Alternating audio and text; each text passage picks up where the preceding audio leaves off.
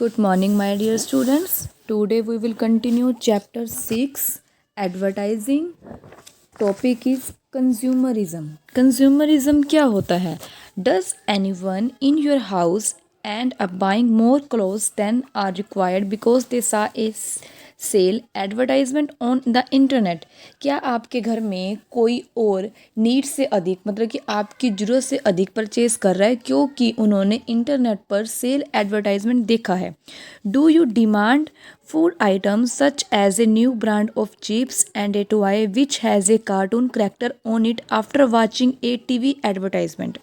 क्या आप एक न्यू ब्रांड के चिप्स और एक टॉयज़ जैसे टॉयज़ और ईटेबल प्रोडक्ट्स की डिमांड करते हैं जिस पर एक कार्टून पिक्चर है? एक टीवी ऐड देखने के बाद क्या आप इनकी डिमांड करते हैं टीवी ऐड देखने के बाद कि हमारे को इस फूडेबल आइटम्स में कार्टून की पिक्चर्स हो या कुछ हो? Advertising promotes the certain of demand or desire for goods and services. जो एडवर्टाइजमेंट प्रोडक्ट्स और सर्विसेज की डिमांड या इच्छा की निर्माण को बढ़ावा देता है कि उसको मतलब कि उनकी इच्छा को बढ़ावा देता है. You have read earlier that advertisement use various tools and techniques to highlight the features of products and services in the eyes of consumers. आपने पहले पढ़ा होगा कि जो एडवर्टाइजमेंट होते हैं उनके पास मतलब कि वो एक तरफ से उनके टूल्स होते हैं, टेक्निक्स होती हैं कि वो हाईलाइट कर देते हैं जो भी प्रोडक्ट है उसके फीचर्स, उसकी विशेषता दिखाने को. मतलब कि जो कंज्यूमर होता है, जो लेने वाला होता है, उसके आगे वो इतना हाईलाइट्स कर देंगे उसकी विशेषता को कि वो लेने वाला उसको सिर्फ उसी की ही फीचर्स दिखे, उसी में ही क्वालिटी दिखे, अदर प्रोडक्ट में कोई भी क्वालिटी ना दिखे. It is done to persuade them to buy the products and services even if there is no need. वो इतना उसको मना लेते हैं कि चाहे उसकी प्रोडक्ट की नीड है या नहीं है, लेकिन क्या है कि वो उस प्रोडक्ट को खरीद लें. जैसे कई बार हम मार्केट में गए हैं, हमने एक चीज़ परचेज़ कर ली, उसके साथ कोई हमारे को दूसरा वो मतलब कि बोल रहा है ये ले लो, लेकिन हमारा मन नहीं है, पर वो उसकी ऐड ऐसे करेगा, इस तरह से एडवर्टाइजमेंट करेगा कि हम उस प्रोडक्ट को लेने के लिए क्या हो जाएंगे, राजी हो जाएंगे. तो इस तरह से क्या होता है कि एडवर्टाइजमेंट क्या होती है, जो कस्टमर होता है, लेने वाला होता है, उसके कि ब्रेन पे इतना ज़्यादा इफेक्ट कर देना कि ये वो चीज़ इस लेने के लिए क्या हो जाए कि उसके माइंड में ये चीज़ सेटअप कर देना कि ये चीज़ बहुत अच्छी है जिसे वो लेने में क्या हो जाए, मजबूर हो जाए, या कुछ भी मतलब कि उसको लगे कि हाँ मुझे ये चीज़ लेनी चाहिए, उसको टोटली सेटिस्फाई कर देना एक तरह से. This is called consumerism. इसको क्या कहते हैं? Consumerism. Consumerism affects the income saving capacity of the consumers with the ability of too many brands in the market. जैसे पता है कि ब्रांड्स में मतलब कि मार्केट में बहुत सारे ब्रांड्स अवेलेबल है. There is a tough competition among them, कि कंपटीशन बहुत है मार्केट में. Advertisement helps in promoting competition among these brands by displaying merits and demerits of each brand. जो एडवर्टाइजमेंट होती है वो कंपटीशन में क्या करती है, हेल्प करती है कि वो डिस्प्ले कर देती है, बता देती है कि किस प्रोडक्ट की क्या मेरिट्स हैं और क्या डीमेरिट्स हैं, कि क्या विशेषता हैं और किस में तरह की क्या विशेषता नहीं है. उनकी जो क्वालिटी होती है वो बता देती है. एडवर्टाइजमेंट से पता लग जाता है कि इसमें प्रोडक्ट की कितनी क्वालिटी है. उसके माइनर से माइनर फीचर्स भी वो एक्सप्लेन कर देते हैं उसको मतलब कि मेजर करके. आगे है consumer awareness. In a consumer society, the consumer is considered the king. Consumer society में कंज्यूमर को राजा माना जाता है. The knowledge of consumer rights which ensures the protection of consumer is called consumer awareness.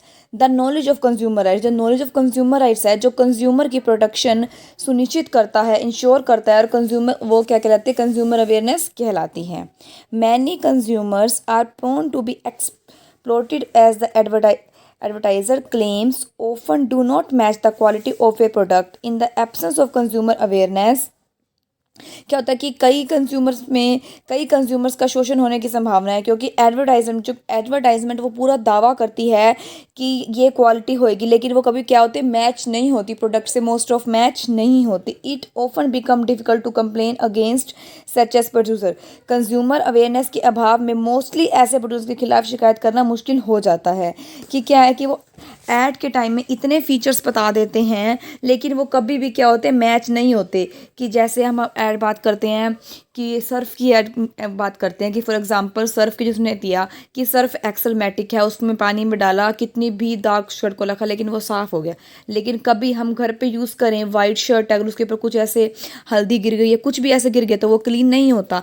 तो बहुत बार क्या होता है कि मोस्टली क्या होता है, वो मैच नहीं होता, कि जो वो किस चीज़ के प्रोडक्ट की वो फीचर्स बताते हैं इतने नहीं होते। बस उनकी वो सेल करने की क्या होती है, टेक्निक होती है कि हमने अपना प्रोडक्ट बेचना है, कि सामने वाले को हम उसको कैसे इसके लिए अट्रैक्ट करें। आगे है कंज्यूमर राइट्स, कि कंज्यूमर के क्या क्या राइट्स होते हैं। The rights of the consumer के कुछ राइट्स दे रखे हैं consumer act protection act 1986 under the, ये है under the consumer protection act 1986 में। सबसे पहले है राइट टू बी इन्फॉर्म्ड, कि उनको क्या राइट टू बी इन्फॉर्म करना चाहिए। Consumer have the right to be inform about the quality के लिए, क्वांटिटी, प्योरीफाई कितना स्टैंडर्ड है, price of goods and services. Right to safety, safety क्या हो गया। थर्ड है राइट टू बी हियर्ड, कि consumer have the right to be voice their express their, कि उनको सुनने का भी वो होना चाहिए। राइट टू चूज, उसको पूरा होना चाहिए। Consumer have the right to choose goods and services that they consider with worth buying, कि जो वो उसको ले रहा है कि वो चूज़ कर सके कि मैं इतनी इसकी वर्थ है, इसकी वैल्यू है। Right to consumer education, right to seek redressal, कि ये सारे क्या होते हैं कंज्यूमर राइट्स होते हैं। तो एक बार आप इनको इनके जो नेम हाईलाइट्स कर रखे हैं स्टूडेंट्स, आपको ये अच्छे से लर्न होना चाहिए कि कंज्यूमर के क्या क्या राइट्स होते हैं। डिटेल्स तो हम इसकी बाद में भी देख लेंगे, जो आपके अर्लियर क्लासेस में आएंगे, आगे क्लासेस में आएंगे, सॉरी नेक्स्ट जब आप सीनियर क्लासेस में देखेंगे तो उसमें भी आएंगे। अभी आपको इसमें सिर्फ नेम पता होने चाहिए कि क्या कंज्यूमर राइट्स पता होने चाहिए, कि rights to be informed, right to safety, right to be heard, right to choose, right to consumer education, right to seek redressal, कि ये हमारे राइट है, ये हमारे अधिकार हैं। ड्यूटीज़ ऑफ कंज्यूमर्स, कि कंज्यूमर्स की क्या क्या ड्यूटी है। उपभोक्ता की duties, consumer should find out the quality and guarantee of the products by checking the certification marks on them, कि जो कंज्यूमर है उसको चेक करना चाहिए कि उसकी क्या क्वालिटी है, क्या गारंटी। कई बार होता है ना कि इस चीज़ की गारंटी मिलती है, गारंटी वारंटी की क्या, और सर्टिफिकेशन मार्क्स है या नहीं है, कि वो मतलब कि सर्टिफिकेशन मार्क्स होते हैं किस तरह के। For example ISI mark, ISI mark होता है, ISI की फुल फॉर्म होती है इंडियन स्टैंडर्ड इंस्टीट्यूट। ये मार्क्स इज ए सर्टिफिकेशन होता है, कि एक तरह का सर्टिफिकेशन है मार्क और इंडस्ट्रियल प्रोडक्ट्स का। इंडस्ट्रियल प्रोडक्ट्स का ये क्या है, सर्टिफिकेशन है जो ISI से मार्क होता है, कि कभी भी आपको ऐसे प्रोडक्ट लेंगे देखेंगे ISI मार्क। और आगे होता है AGMARK, is a certification mark for agriculture products. ये इस पे कब होता है, ये होता है AGMA के मार्क एग्रीकल्चर प्रोडक्ट्स के लिए। कौन से के लिए होता है ये, एग्रीकल्चर प्रोडक्ट्स के लिए। फॉर ईटेबल, जो ईटेबल्स खाने वाले पदार्थ होते हैं, जो खाने वाले प्रोडक्ट्स होते हैं, one should check for the mark, उसमें हमें चेक करना चाहिए ये FSSAI, food safety and standard authority of India. ये मोस्टली आप कभी बिस्किट्स वगैरह कुछ भी ऐसा खाते हैं जो खाने का जो नॉर्मली हम घर में यूज़ करते हैं, बिस्किट्स हैं, भुजिया है, कुकीज़ है, कुछ भी, तो उसमें ये मार्क हम चेक कर, मतलब कि अगर आपको नहीं पता तो आप आगे से आप देखना चेक करना कि ये मार्क होता है नहीं। तो इसकी फुल फॉर्म क्या होती है, मोस्टली हमको क्या इसकी फुल फॉर्म नहीं पता होती कि क्या मीनिंग है, बस हमारे को पता कोई ब्रांड का नेम है या लेबल है या कुछ भी मार्क है, तो इसकी फुल फॉर्म हमें याद रखनी है, food safety and standards authority of India. Food safety and standards authority of India. Only product bearing these marks should be purchase, जिन प्रोडक्ट पे ये मार्क्स हो हमें वही प्रोडक्ट्स क्या करने चाहिए, परचेज करने चाहिए, कि जिन प्रोडक्ट्स पे ये मार्क हो वही हमें परचेज करने चाहिए। अदरवाइज जो दूसरे प्रोडक्ट हैं वो हमारी हेल्थ खाने के हैं, वो हमारी हेल्थ को भी नुकसान करेंगे और वो हमारे लिए अच्छे नहीं है, तो उन प्रोडक्ट्स को हमें ना लेना चाहिए, अवॉइड मतलब के लिए बिल्कुल भी नहीं लेना चाहिए, अवॉइड करना चाहिए, और उसके अगेंस्ट हम कंप्लेन भी कर सकते हैं। तो ये है, ये मार्क हम ध्यान रखेंगे, ISI Indian standard institute, AG mark होता है एग्रीकल्चर प्रोडक्ट्स के लिए, और ये FSI वाला होता है फूड ईटेबल्स आइटम्स के लिए, food safety standards authority of India. तो अभी हमने इसमें क्या किया है, consumerism, consumer awareness, consumer rights and duties of consumers.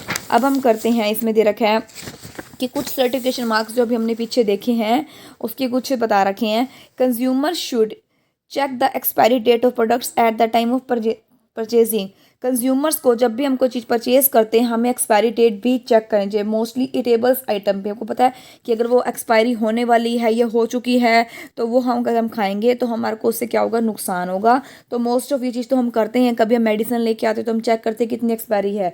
कभी घर में हम कोई चीज़ ला रहे हैं तो उसका देखते हैं कि वो लंबा एक्सपायरी है, कि जब तक हम उसको यूज़ करेंगे तो उसकी एक्सपायरी मतलब कि हो तो नहीं जाएगी। तो ये चीज़ हमें ज़रूर देखनी चाहिए।